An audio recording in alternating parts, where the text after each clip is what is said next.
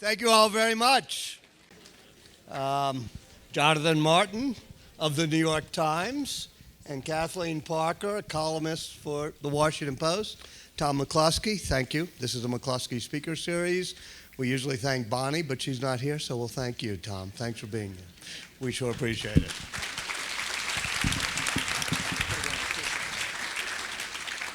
As you all know, it's in your program, but just real quickly, Jonathan Martin, one of the great people at Politico, a really just hardcore, straightforward, objective reporter, now left Politico and is doing that for the New York Times. Kathleen Parker for 30 years. I can't believe it because I remember when you were hired. But I started as a child. Yeah. As a young hire. At age 16, which was 30 years ago, she became the conservative columnist at the Washington Post.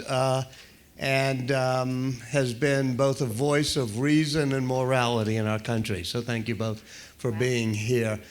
Jonathan, let me just start with you. Is this the craziest political year you've even ever seen or even read about since Andrew Jackson, maybe?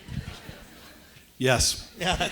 Speaking of Andrew Jackson, he and Betsy, his wife, just bought a place in New Orleans. So we want to thank them for that.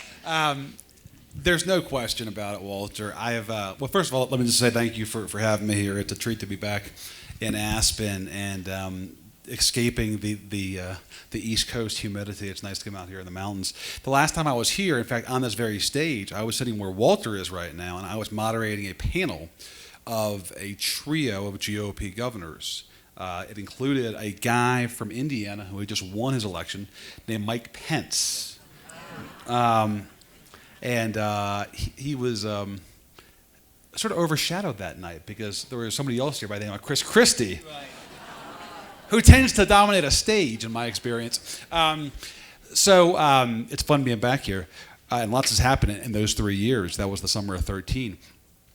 It's hard to script this campaign. In fact, David Simon, who's the great creator of The Wire and Treme, had a funny line the other day talking about this whole episode with the Gold Star parents, the Khans, who lost their son in Iraq in 2004. He said, this is like West Wing quality liberal wish fulfillment. I mean, like, if you had created a patriotic Muslim family who had sadly lost their son in the Iraq war, you know, UVA, ROTC, wanted to serve his country, wanted to be a JAG officer, and they emerge at the Democratic Convention and they wave a copy of the Constitution and say to Trump, you have sacrificed nothing. I mean, that's like beyond Aaron Sorkin quality. I mean, that's just like, and then it turns out they live in Charlottesville and love Thomas Jefferson, who's the architect of, America's principles of religious freedom. So every day there's some turn, there's some twist here that's like, oh my gosh, you couldn't make this up. And you thought the previous day was crazy, and each day it's something else. Look, I think American politics is changing. There is a hunger on both sides for politicians that are much more genuine, who don't sort of like hide behind talking points, who kind of live the new media culture that all of us are immersed in, which is a much more authentic and organic media culture. And I think that there is a rejection of people who are not seemingly authentic. I think that explains some of this. I think it's also just the sort of timing of this. There's a restive faction in the Democratic Party that's much more progressive than the party's leaders. There's a real gap between the expectations and demands of the liberal base and the elites of the Democratic Party.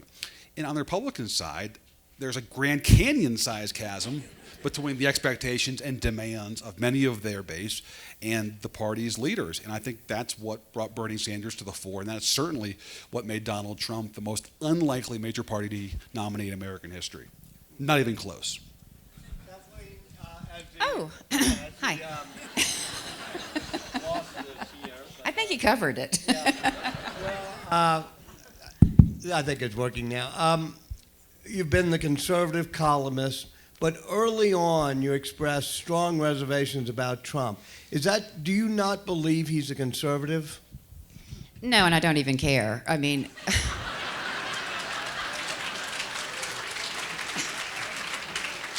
I mean, he's so beyond This definition. is not a Trump crowd. Yeah, clearly. And if you read the Aspen Daily News, you know what I think. I've been writing nonstop about Donald Trump, and a lot of readers are frustrated and wish I would write about something else. But I really do feel it's my duty to country to continue to write about him as effectively as I can. It's not very effective, apparently, among the supporters who are diehard no matter what this man says or does. But to your question, of course he's not a conservative. He's whatever he needs to be in the moment, because this is nothing to do with politics. It's nothing to do with the country or the presidency. It's only to do with Donald Trump.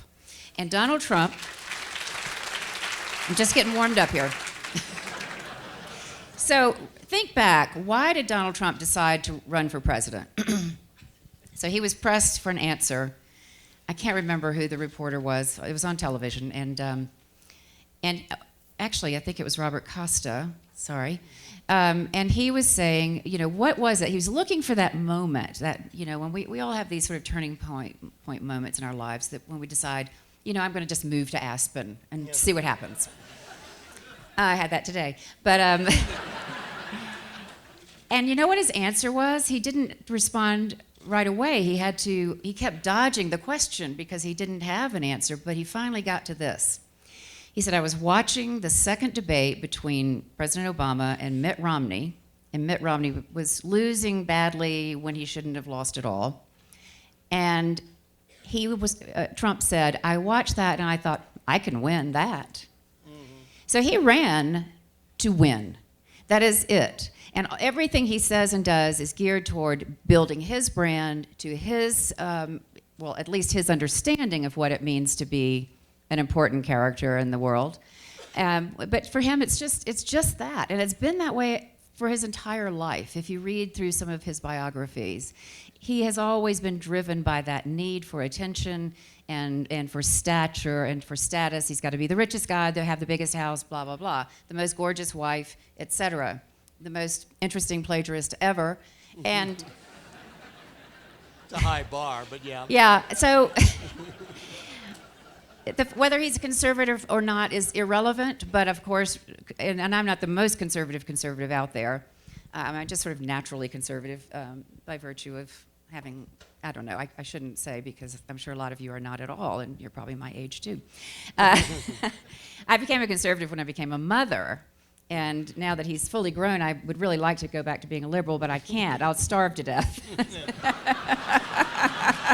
Well, as somebody who's covered and been a philosopher of conservative family values for quite a while, you look at the Republican field. Were there Republicans that you thought were the obvious choices? Well, I mean, any one of the others who was running would have been better. Now, on family values, I've evolved quite a bit. I threw the wedding reception for my gay neighbors. So, but I think that's a conservative thing. Marriage is a conservative institution, essentially, and I would happily extend it to all.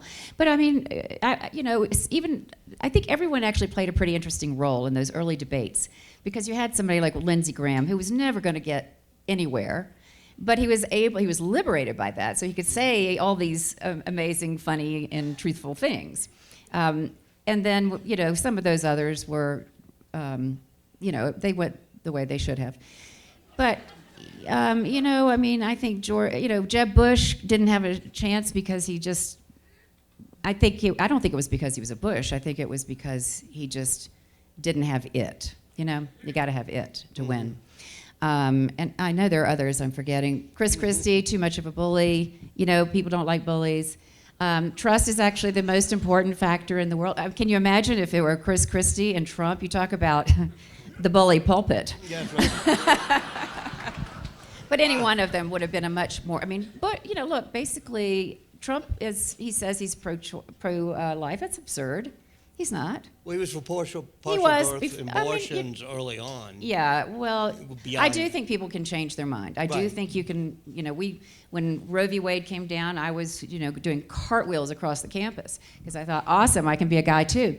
But as we learned more about fetal development, and I became a mother myself, and I was very, and went through the whole pregnancy. I mean, I did change my mind, and I became a pro-life person, but only to the extent that I insist on honest education.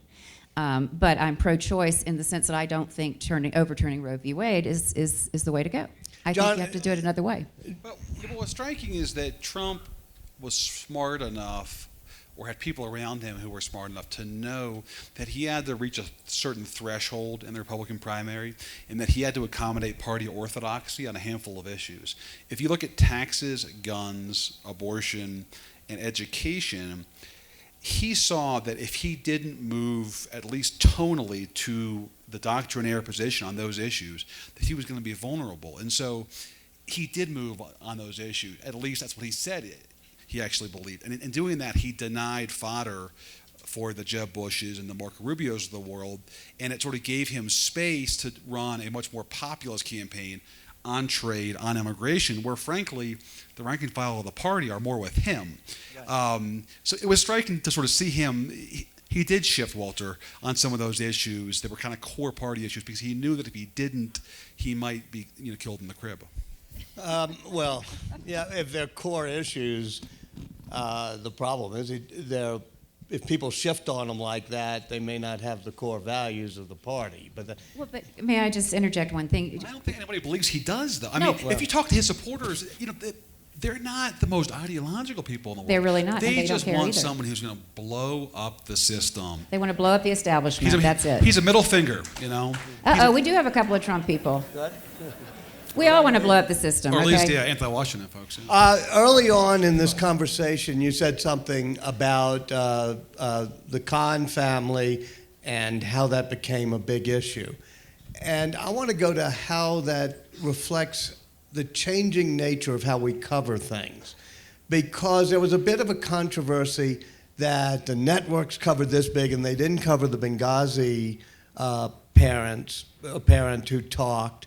And then when went back and looked at it, no network, all of the major networks covered the Benghazi parent except Fox. And that was because I think Trump was phoning into Fox at the time, so they cut away for the Trump thing. But no network actually covered the speech of the Khans. It was not during the primetime hours. The reason that became big is it went viral, and this is something new. It's a great point.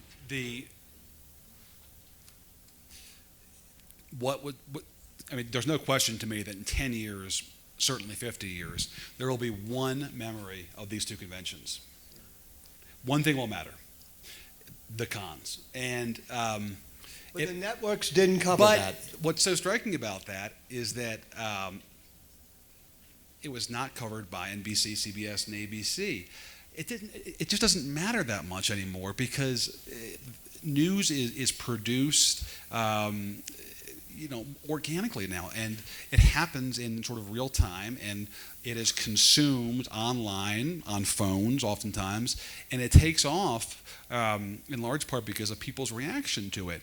And it's more of a meritocracy, right? News is more of a meritocracy. They made news. They were compelling figures with a powerful message, and that's what mattered.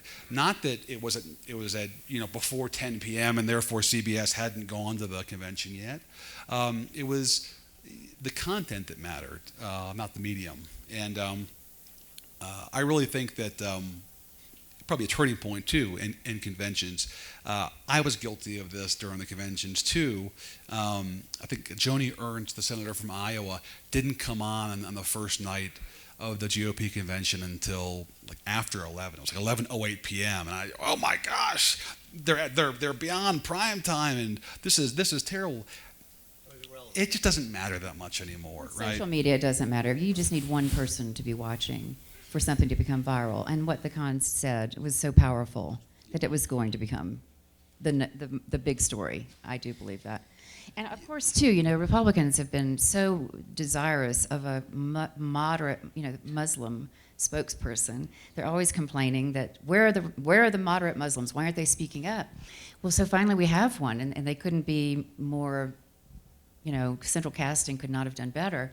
And and then the leader of their party goes after them, and then even more or less insists that the woman explain herself, the wife, the grieving mother, has to go on and explain the roles in her family and the divisions of labor, so that so that she doesn't have to be considered some slave of the Muslim Brotherhood. Anyway, it's repulsive what he did, and I don't know that he will. John, the news today, because every day there's news, is that Trump Every day, every hour. Well, every hour.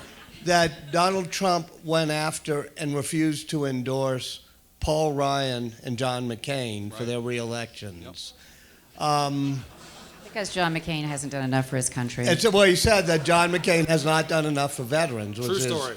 Yeah. What was that? Just petulance, or does that make political sense? No, it was. Well, there's no political strategy that I can see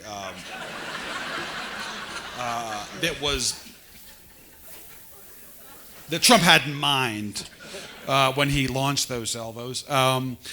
But to me, it's pretty straightforward. If you know the Trump psyche, he purposefully went after Paul Ryan, John McCain, and Kelly Ayotte, who is the senator from New Hampshire facing re-election this year, in an interview this afternoon. If you look at who was outspoken over the weekend on the con issue, well, John McCain, Paul Ryan, and Kelly Ayotte were all outspoken. It's just him hitting back, and he's got to find a way to explain why he's not for them, or why he says he's not for them, and so he will do that. But of course, it's a reaction to what they said about the con issue. But in talking about McCain, the rationale that he used was that McCain hasn't done enough for veterans in recent years. And right now it's about 8 o'clock back east, and so we don't know what's going to happen. But I think that attack might stir something in McCain that I think might cause some more news to happen tonight and tomorrow. Yeah. Okay. McCain, if you know John McCain, he doesn't like being attacked, especially having his commitment to a veterans questioned. But keep in mind, McCain has got a primary at the end of the month. And if you talk to the McCain folks privately, they will say that McCain is infuriated with Trump. And the con stuff really sent McCain into an angry place. And if you saw the McCain statement yesterday, that's apparent. What you didn't see in the McCain statement yesterday was any indication that McCain's disavowing his support for Trump and sort of pulling back from Trump. And that's because I think in some part he's got this primary at the end of the month. And this gets to the fundamental challenge for the Republicans. They're torn between their instincts, their impulses to abandon this guy and his supporters. They don't care about Donald Trump. They are worried about losing his supporters. They need his voters. And if you're John McCain and you look at the win that Trump hung in Arizona during the primary, and you look at the base in Arizona, a lot of them are Trump people. And do you risk angering them when you're facing a primary in 2 weeks? That's the dilemma. Well, it's a dilemma, and it is a moral choice of our time. It is the moral choice of our time. What side are you on? I've been keeping a list, and I wrote this early on. I said, I'm watching you guys. I'm keeping it. I've got your names.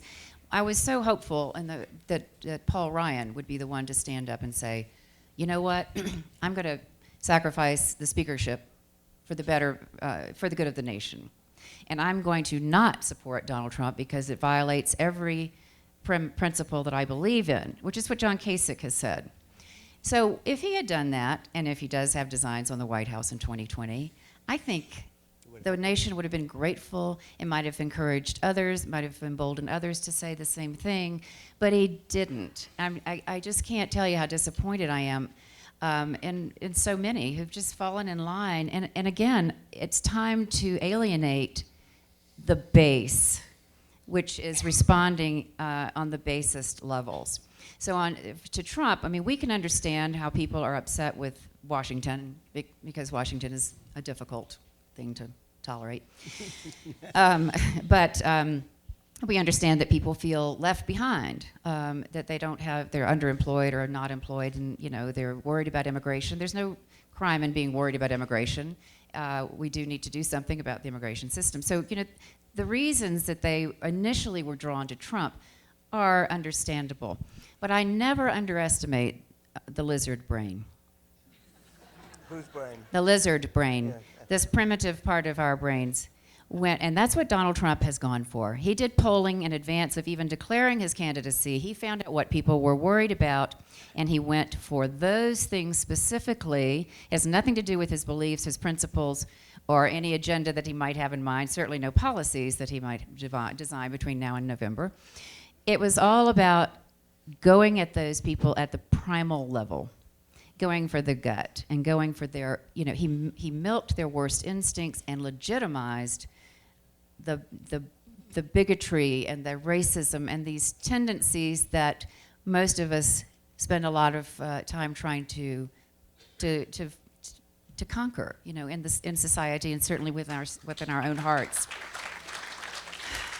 So I think he's not only, a loose cannon who has no impulse control. I think he's a dangerous person in that he's willing to go there and to use people's fears to gain power in this country and the world. John, He has created a huge test for the Republican Party if he does lose the election.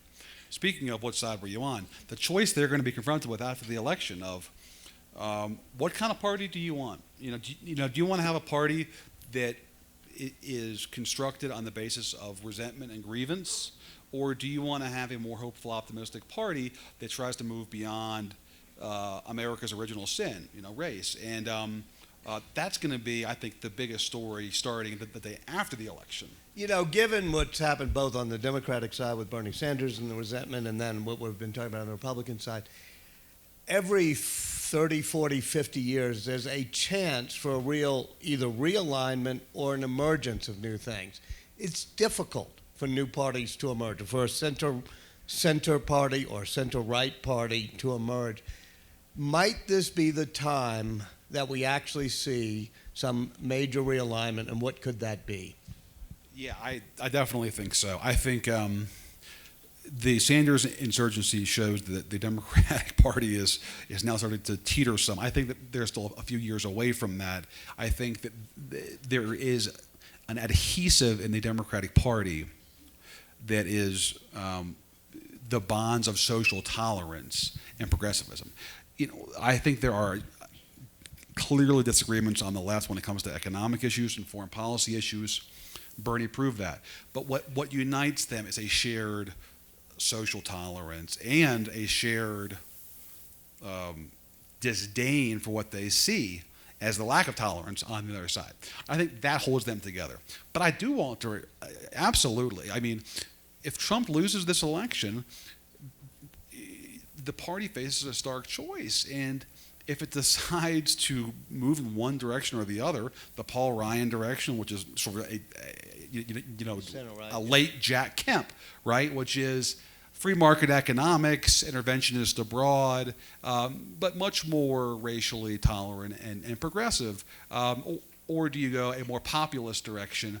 And if you go the more populist direction, I do think you will have enormous numbers of party elites who will leave the party and either become Democrats or will create some kind of a new center-right party. But at the same time, if the Ryan faction wins out, where do the Trump folks go? Are they going to want to stay in a Paul Ryan party that is, for immigration reform with amnesty, that is for free trade deals, that is for, more aggressive foreign intervention, or are they going to create some kind of a Perot-style third party? I think either possibility is very real. Can I just comment on one thing? When you said they're going to become more racially tolerant, it isn't a matter of becoming racially tolerant. It's a matter of liking people who are not like yourself and understanding them and having compassion for them. And, you can't just say, well, I loved what Michael Steele said recently, the former head of the Republican National Committee. He said, "Don't look at me and ask me to bring black people in. I'm not your black recruiter. You go do something. You do something to bring people from other races, ethnicities, and religions in here." And what kind of party do you want to be is a huge question. What party do you want? Do you want to belong to a party that is so isolationist and nationalistic and whose leadership is not willing to call people like Trump down and say, no, I'm sorry, we don't speak about Muslims this way. We don't speak about women this way. We don't speak about Mexicans this way. We love our neighbors. We love all people. We have to come together and fix this problem.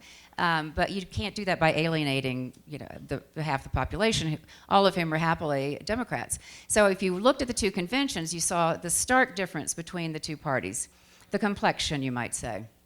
So, the Republican convention was very white, and I have nothing against white people. Some white people. Your best friends. Some of my best friends are white, even my children. Jonathan, let's get back to Paul Ryan for a minute, since he's a neighbor of ours and here in Aspen, a friend of the Institute, and that Paul Ryan, Jack Kemp faction that has been a great force, great moral voice for 40, 50 years. Can that continue? And more specifically, after next week, when the primary is over, is it possible Paul Ryan would say, this is just getting too bad. I'm going to have to sit this one out? I'll take your second question first. I do think it's possible. I wouldn't predict it, but I think it's possible. And the reason I think it's possible is because Ryan's looking past the election. I think Ryan's looking at the next Congress. Ryan's looking at the next 5 years, the next 10 years, and the future of the party, and he wants to be able to put it back together. I talked to Ryan a few weeks ago about what happened after Election Day, and he was very candid with me. He said, this is going to be a fight for the soul of the party. And he compared it to the kind of Kemp versus Pat Buchanan battles 25 years ago. I think it's going to be even more intense than that. I think he's sort of underselling it. So I think it's possible, and the reason it's possible isn't just because Trump said today, I can't be for Ryan. I think it's possible because the Khan episode proves that Trump is going to keep saying and doing things that are going to drive people away from the party. I think Ryan worries about that. As to your other question, is it possible? Yeah, I think it's possible that Ryan and those forces can take back control of the Republican Party. The money is with them, right? The money is with them. The big donors in the party want that kind of a Republican Party. And the elected officials overwhelmingly do as well. So the electeds and the donors want that kind of a party. The question is can they bring the voters along with them? And also a question, if that happens, could there be, and maybe should there be, an emergence of a left-right populist party against the big moneyed interests, against the banks, against trade, against NAFTA, and populism, which has been around since Andrew Jackson? There should be a populist party. It would break down for the same reason why populism broke down 100 years ago, Walter, and you know what the reason is. Race. Yeah. Because you couldn't. I come from a state where Huey Long You're very was familiar with populism. a populist, non-racist. But nationally, it wasn't possible, and I'm skeptical that it could happen now for the same reason, because a marriage of the Sanders forces and the Trump forces would be difficult to consummate because there's an image for you, huh? I don't want them to consummate, no. Because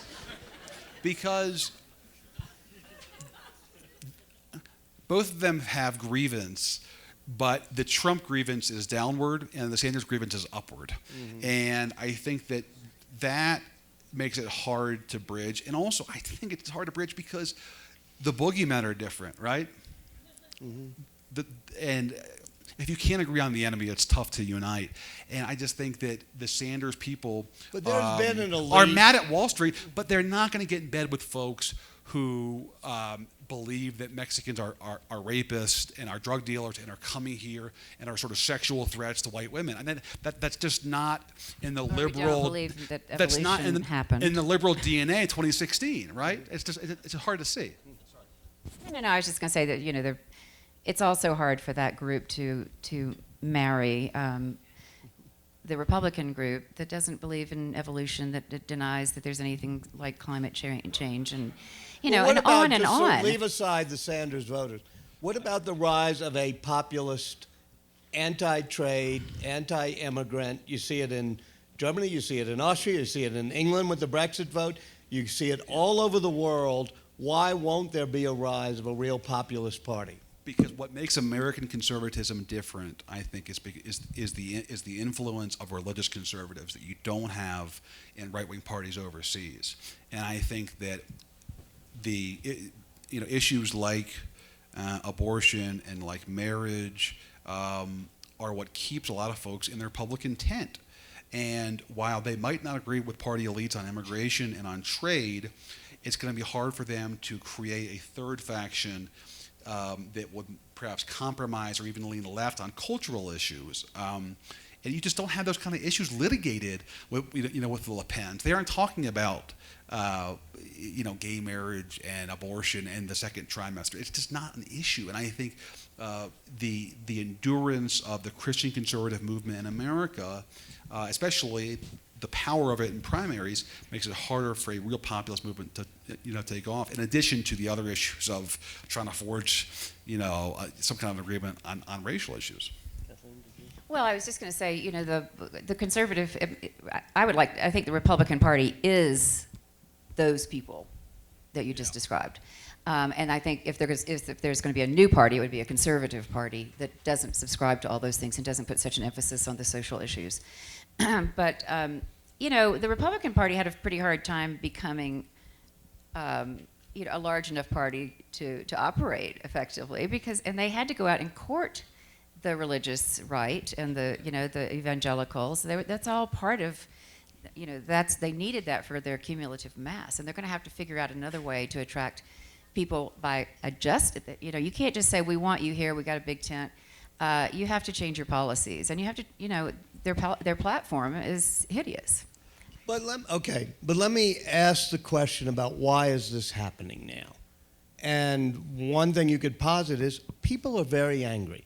They're very angry at the income divide that's happened. They're very angry at the fact that the working class has been hollowed out. They're very angry at trade agreements that may have benefited a lot of people on Wall Street and people who own corporations, but not benefited the guy who goes to the plant in Newton, makes a Maytag, washer that's now gone. Technology, immigration, trade, globalization. There's an anger out there. Isn't that an understandable anger? Don't they have some truth to it? Absolutely. I mean, but I think what everybody's missing, you mentioned globalization as one of the series, but I think the series are all encompassed in globalization. And I think yes, they're legitimately angry, and they would like to have someone explain to them why this has happened and how can we improve things. I don't think that Donald Trump can go renegotiate the trade agreements. I don't think he can go get, he can intimidate China. I don't think he can, until he has all of his own products made in this country, I don't think he can insist that other people bring their factories back. But I do think what is operative here is a rather wide-ranging anxiety. I don't think people feel safe anymore. I don't think they feel secure in the country that they feel they've lost. And they have lost it, in a sense. You don't have to lose what makes us all American and that we love to have parades about, but the country that once was is no more and never will be again. And I think that is part of what's driving this frustration, because no one is stepping up to the plate and explaining, this is what's going on. I understand your anxieties, not just say, I understand why you're pissed off and I'm going to go get them and I'm going to punch them in the face. That doesn't reassure people. And what's lacking, and this is true on the Democratic side as well, is there's no one out there that you can put a finger on, other than me, I think, who could actually articulate these things, and Walter and Jonathan. All of us. We're the Big Ten. Yeah. No, but you know what I'm saying. There isn't anyone who, and I think probably because it's over our heads to pull it all together into one place. But sometimes, out of all of this big mess, someone is going to emerge who can say, look, we can't put globalization back in the bottle, but this is what we can do. And we are a diverse nation, and you may as well get used to it. You have to change we have to revamp our educational system. We don't have, our people aren't bright enough anymore, frankly, to analyze and evaluate, and they don't have the right kind of information to inform their decisions. It's a huge problem, but it's not insurmountable. But what's lacking is Sounds the like leadership. Jack Kemp, if we're going to go back in history. Yeah. Go ahead. I think Kathleen is onto something. I think that the country is a much more fragmented place than it has been for the last century. I mean, and part of that is because of the economic changes, because of increases in globalization. Technological advances have sort of made a lot of jobs obsolete, and it has, I think, created real pressure on the middle class. I think it's also because of changing cultural values and mores. You don't see the kind of rates of marriage among working class Americans anymore. You don't see the kind of church membership among working class Americans anymore. And so I think you sort of see more pathologies, sadly, in communities. But I think it's more than that. I think it's bigger than that. I think that there is a lack of a national consensus that you had for much of the 20th century. We were organized around the Great Depression. Then we were organized around World War II. Then it was the Cold War. There was a center left and a center right that was sort of bonded together by some either internal or external threat. And all of that was underpinned by a mass media culture where Americans read the same magazines, watched the same TV shows, and watched the same movies, and listened to the same music. And there was a sort of sense of unity that flowed out of all of that. America's a much more culturally fractured place now. If I ask people in this room right now about The Wire or Breaking Bad, many people will, oh, of course. If I mention that to a shot and a beer bar in Youngstown, Ohio, people would stare at me. There is a sort of lack of unifying cultural events in this country, and it might sound small, but I think it matters. Well, and also this sort of anti-elitism movement, I understand this quite well because I've lived in South Carolina for a long time. And when I moved to Washington 13 years ago, I went sort of to explain Bubba to Washington, and, because I felt he was being denigrated, and he was. And I thought that was unfair because I wasn't sure when we started making fun of people who are poor and uneducated. Wait, by the way, tell them the title of your first book. The Men. Save the Males. Save the Males, yeah. Why Men Matter and Why Women Should Care. Yeah. This is where you laugh. I endorse that. Yeah. No, but so these guys, Bubba, I have two cousins named Bubba, and they're not what you would think of as Bubba.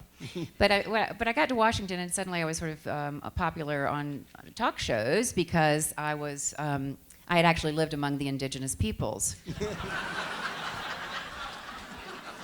Margaret Mead Parker. No, I did. No, I felt like Jane Goodall. I was coming in to report on the, Chris Matthews says, is it true they go to church on Wednesday night?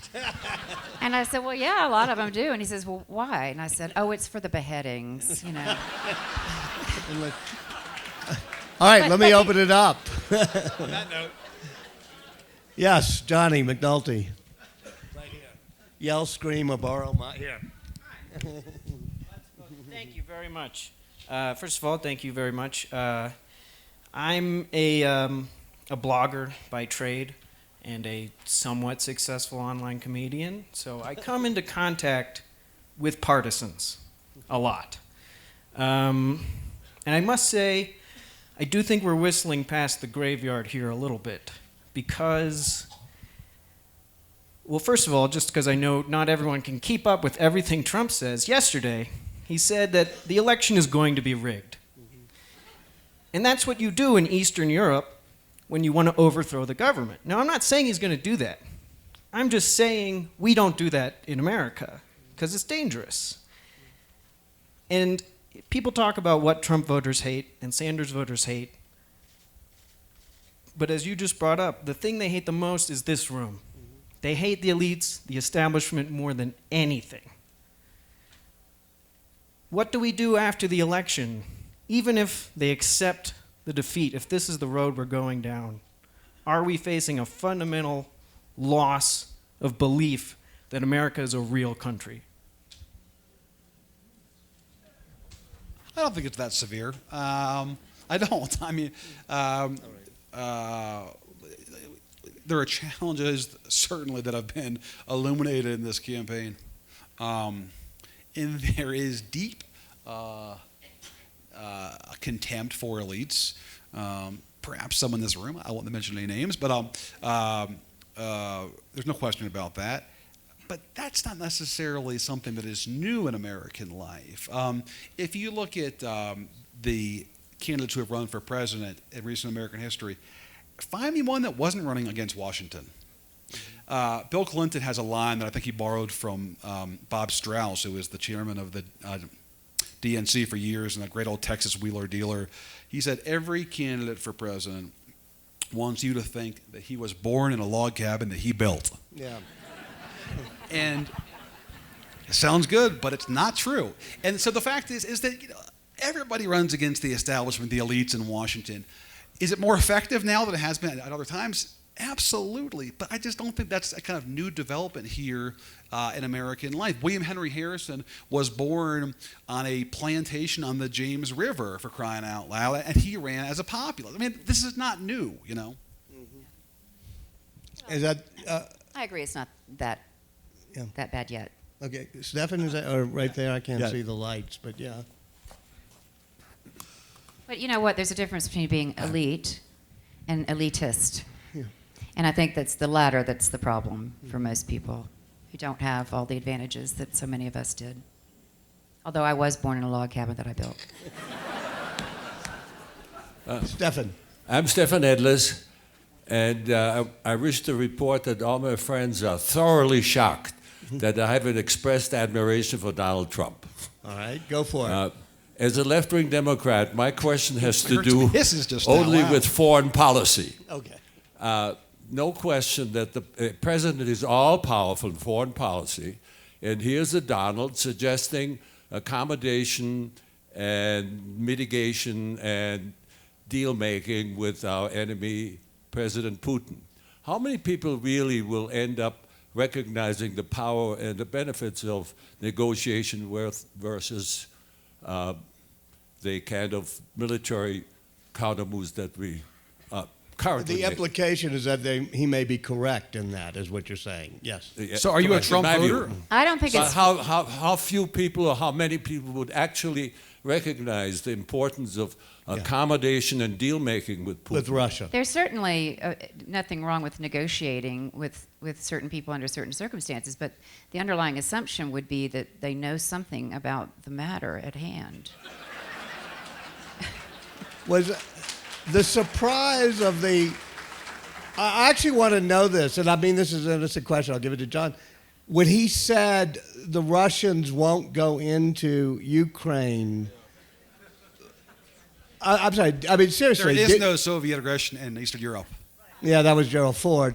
Well, no domination. He didn't say aggression. A young crowd here, I guess. But was it because he was making Domination, a distinction between Crimea and Ukraine, or was it because he just didn't know? Walter. No, I'm trying You're to give being him the very benefit of the neutral. doubt. You're being very neutral. All right. From covering Donald Trump. Yes, the woman there, and then I think Do I have to Amory do the- behind her. Yeah.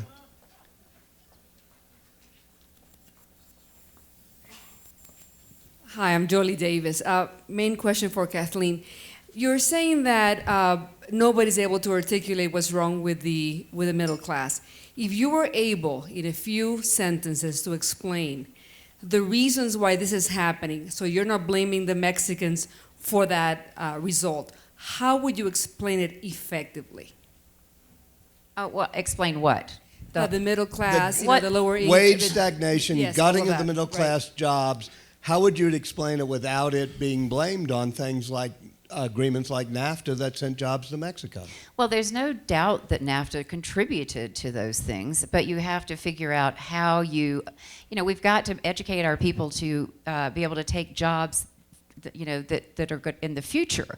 You can't go back to what you wanted. I mean, I don't think you can recreate, the manufacturing industries that have been lost so much as you can say, look, 1 in 3 jobs in the next 20 years are going to be health related. You could say, we've got to educate all of our rising generation to be able to take on the technological jobs. I think we just have to revamp our education system, as I mentioned earlier. In order to create, yes, let's create jobs, but you got to be realistic about what jobs you can create.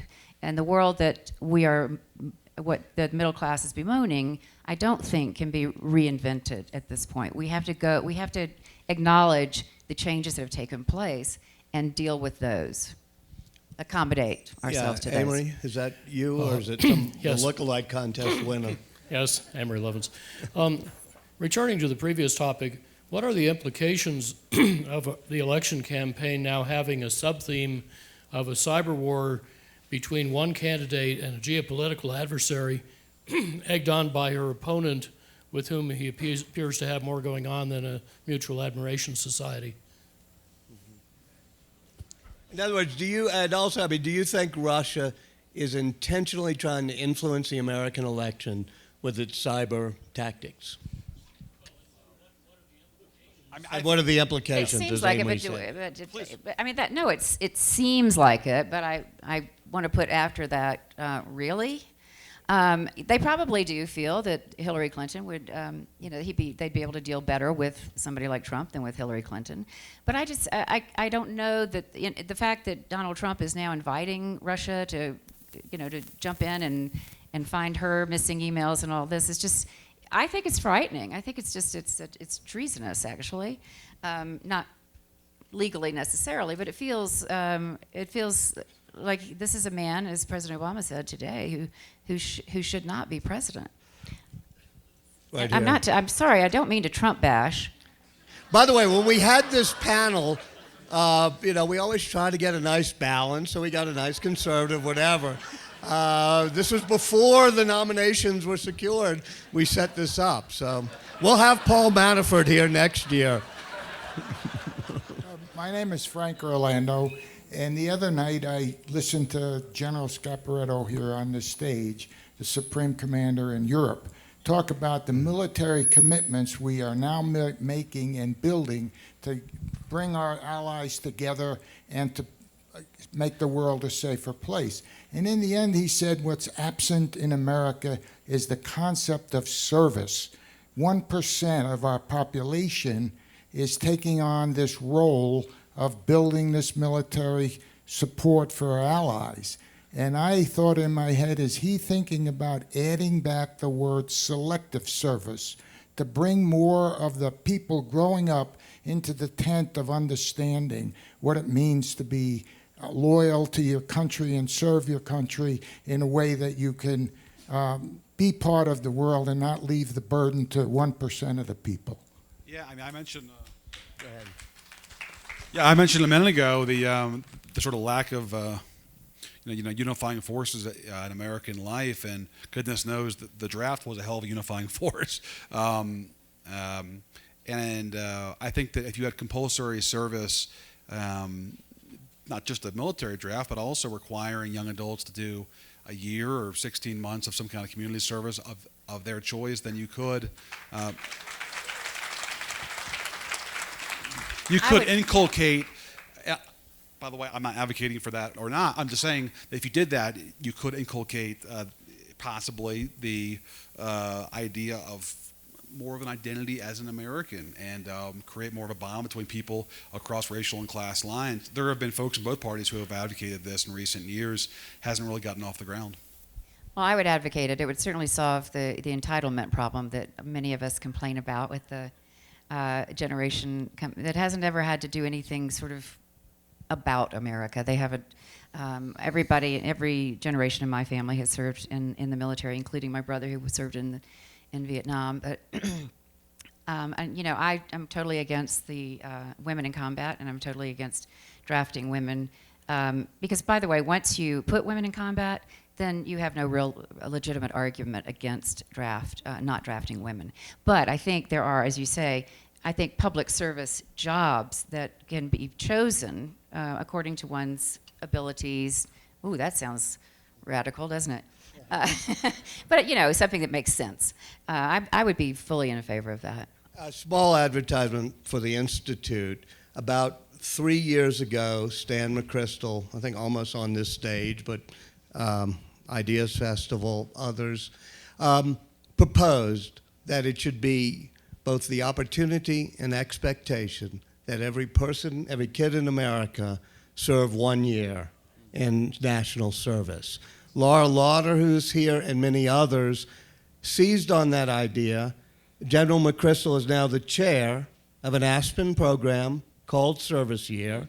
We've been working very hard to try to both create the opportunity that an 18-year-old could find a service year job, which, as you say, could meet their needs and expectations, and also to say people should be expected to do it. Not quite compulsory, but before you go to that law firm or the bank or anywhere else, people would say, where did you do your year of service? And so we're working very hard to do that. You can come up and talk to me afterwards, talk to Laura afterwards.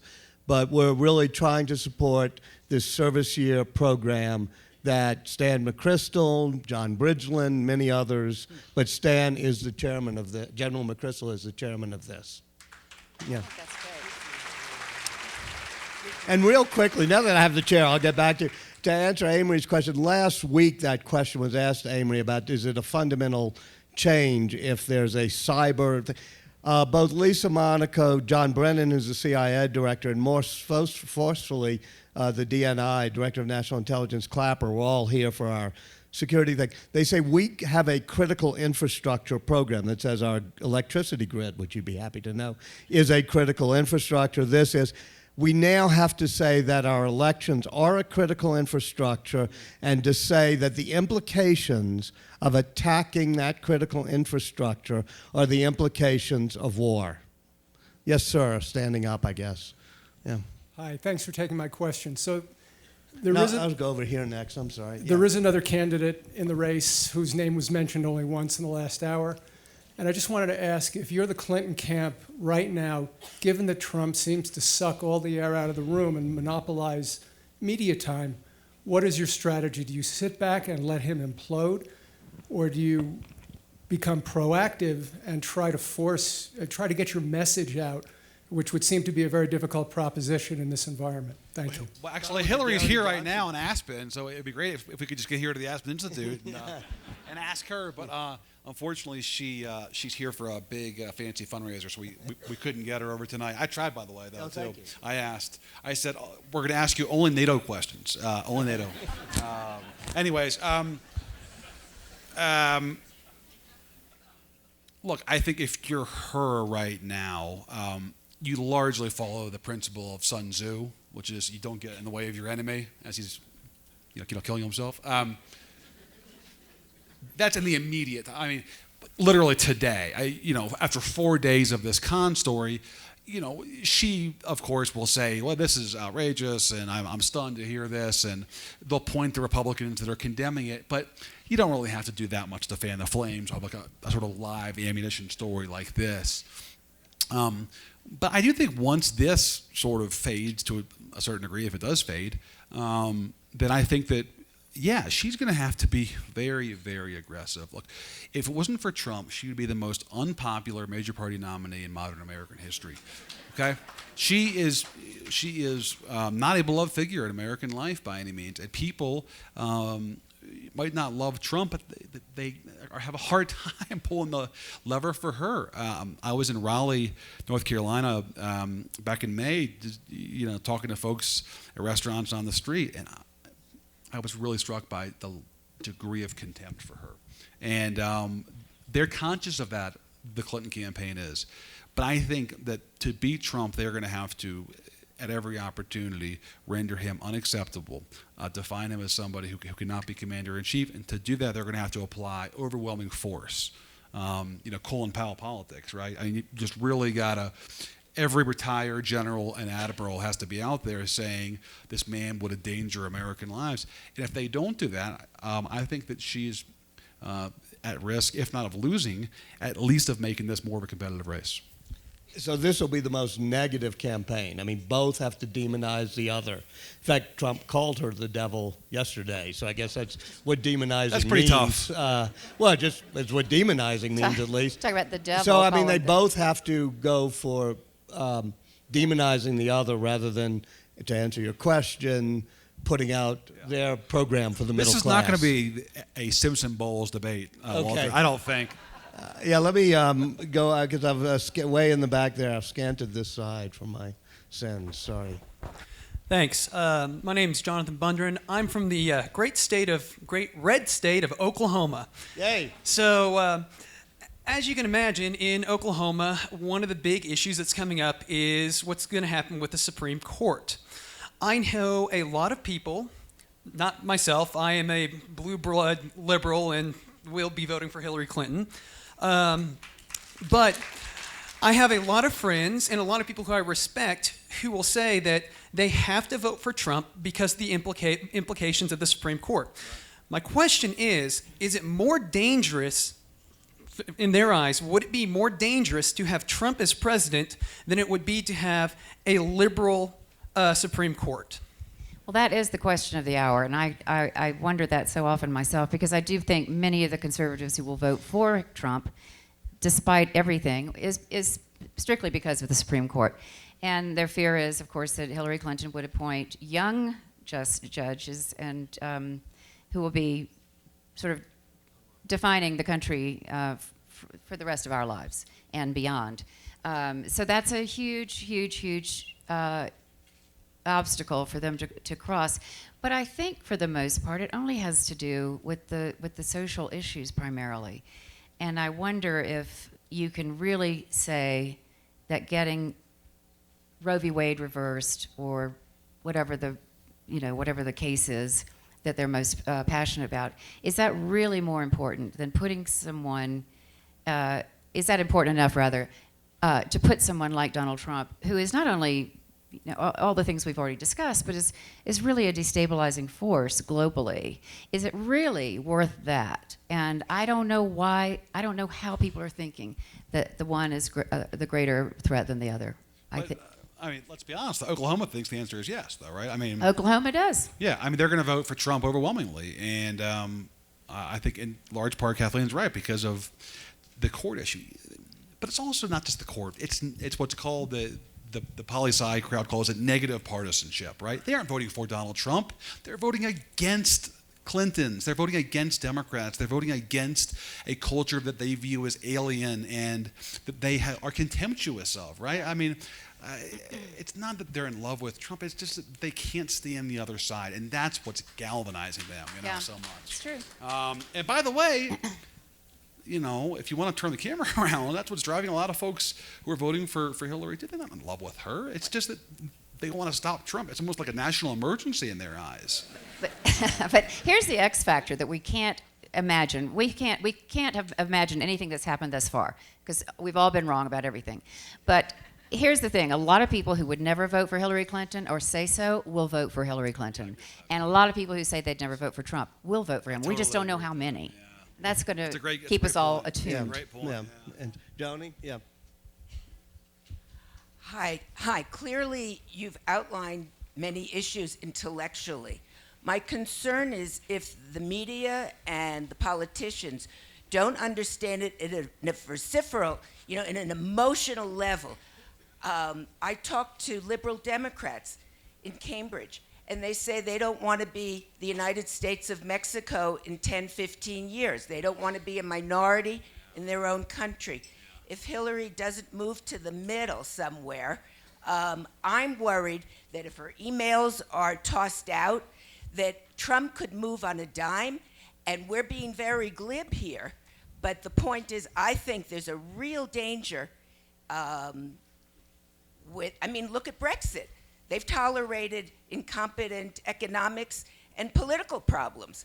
And what was the turning point? Well, it could have been the million refugees.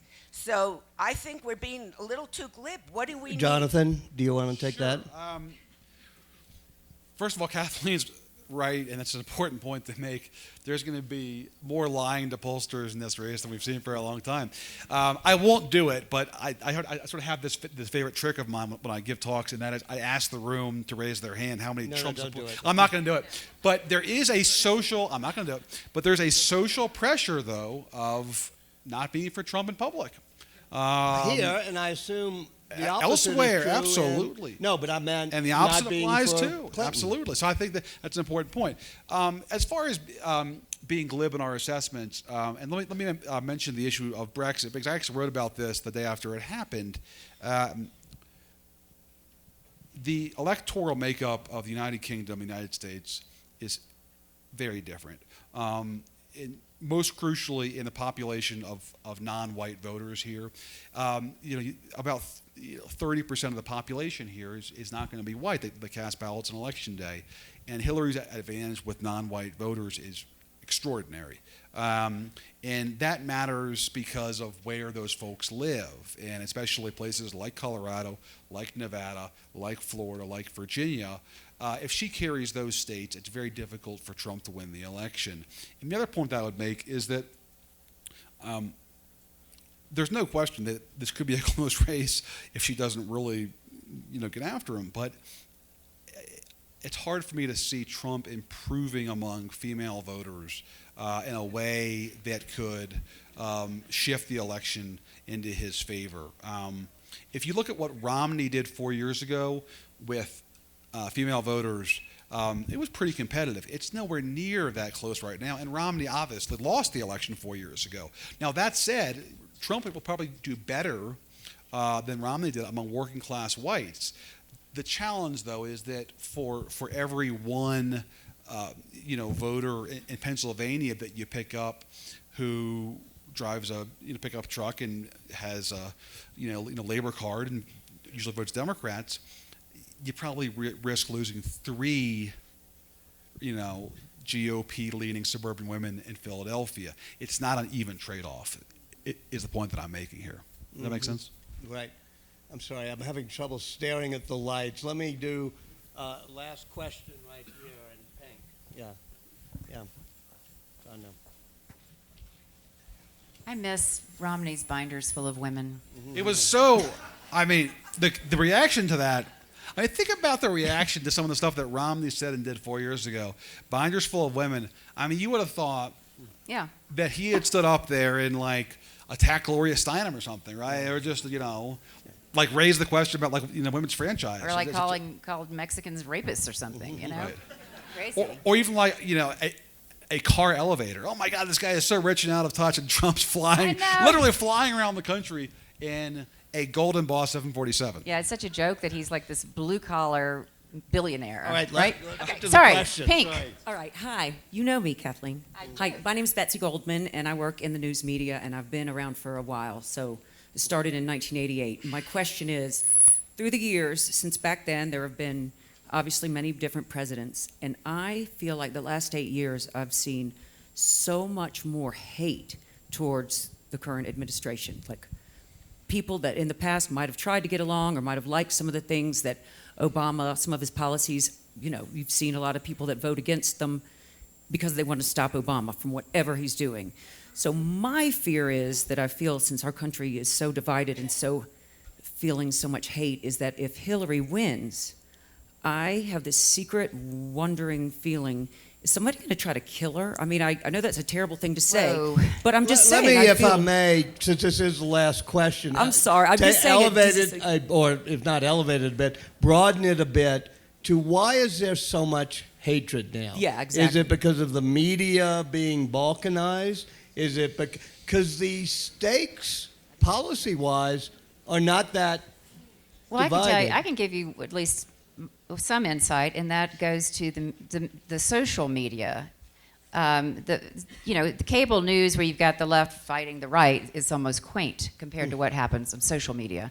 And I think what's happened is that because people can be anonymous and they can say whatever they want to say and have no accountability, it's unleashed something in a certain sort of personality that I think, and it builds. They can talk back now. They can talk back, Yeah, and it builds. I never read the comments that are attached to my column in the Washington Post because they're vile, and it's just bad for my sleep. But it is it's like we've unleashed the id and killed the super ego, to go with my national synopsis. But I think it's so filthy and foul, and I do think there's an element of racism involved for sure. They're just people who hated seeing this African American family move into the White House. And, I'm not saying that all, certainly not going to slather a whole group of people, but it just simply is a factor. And you know this from emails, you know it from postings online. But I do think this sort of online anonymity thing is a huge factor. Go ahead, Jonathan. Sorry. And the incentives that exist among the media and politicians, the rewards for reinforcing the views of your partisans and of portraying the opposition as not just wrong but close to evil are so irresistible, right?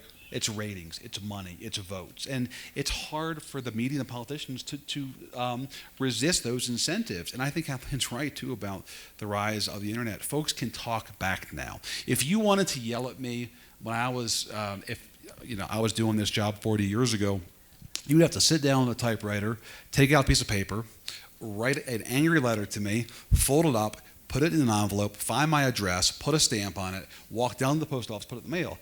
All you have to do now is make a couple of clicks on your computer or hell on your phone, and you can come right at me on email or Twitter or like wherever else, and you can rip me 7 ways from Sunday. And so I think it's easier now. But let's be candid, though. Kathleen's right. There is an element of bigotry in it. If you don't think that bigotry is still alive and well in America, cover politics for a living, okay? And take a look at our email and our comments, and you see the most appalling statements that you can ever imagine. Is it a majority? Of course not. But is it still out there? Absolutely. Well, I will say that On that happy note.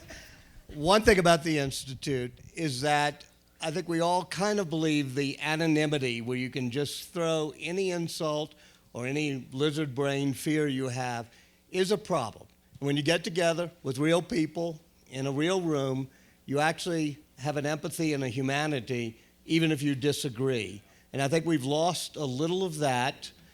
We try, if I may say, to have all sides covered. For those who think we don't, on August 16th, I think the McCloskey lecture is 4 Republican governors who are coming to town. So I welcome you back for that, to hear some other views on what this is all about.